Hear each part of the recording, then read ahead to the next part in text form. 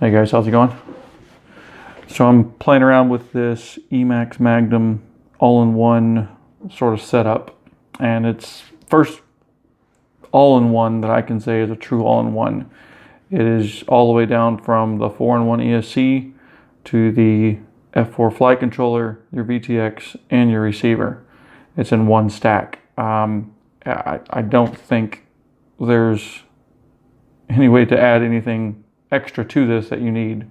You have the camera inputs here, which allow, this is the front of the stack, so your camera leads plug right into there, and you have the Betaflight OSD. And if you don't use Tyrannus, you can plug your Spectrum satellite right in there. Only complaint about it so far is it's kind of a hassle if you have to turn it. The way I say it's a hassle is mainly just because of the way I want to build it. I want everything to be nice wires from the motor, or I'm sorry, from the camera directly into the camera pads. Just pretty much I want to keep it the way it wants to fly with the orientation. The issue with that is I'm having a hard time running the motor wires. The frame I put it in is the Talon, so I just don't know if it's just that frame that's giving me those issues, but a lot of the 4-in-1 ESC wire, the setups that I see, they're always sideways, and the motor wire is pretty much coming from the side. So that's one thing to keep in mind. But I think for the size, the form factor, the cleanness of a build, apart from my issues with wiring up the motors, I really don't see an issue with this. It's $100.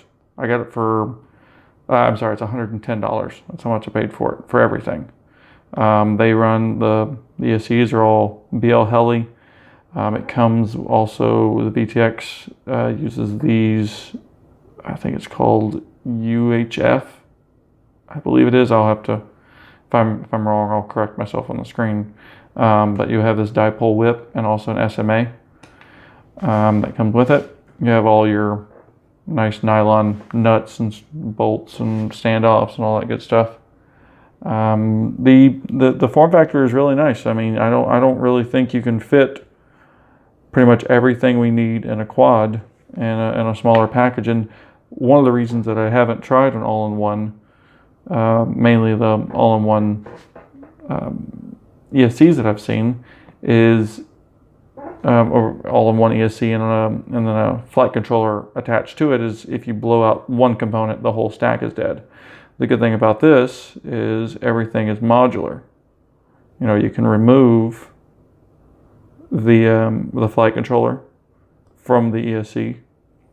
So yeah, see if we can get a close-up on that. So yeah, 8 tiny pins give you all the motor wire connections, and also give you your power and your voltage input and all of that, so you can read it through the OSD. The VTX, I'm not going to remove it because it has some foam right there, so it's kind of a pain in the butt, but the VTX is removable as well, so if you have any issues there. And like I was showing, the receiver is completely modular, so it's just, it's just such a nice little package that everything comes in, that you really can't beat it. As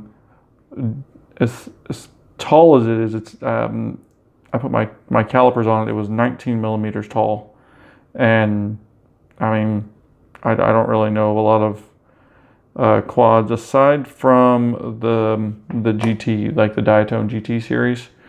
I tried to put it in there, and it didn't seem to want to fit. And the 2017 one is even, the top mount is even smaller, so I don't think there's a chance for this one to fit in there. But for all the quads that I see that are really popular that people are flying, I think it's a good investment. I think it's worth checking out and seeing if it's something that your quad can use, and if it is, do some research and see if it's for you. But so far, I think I like it.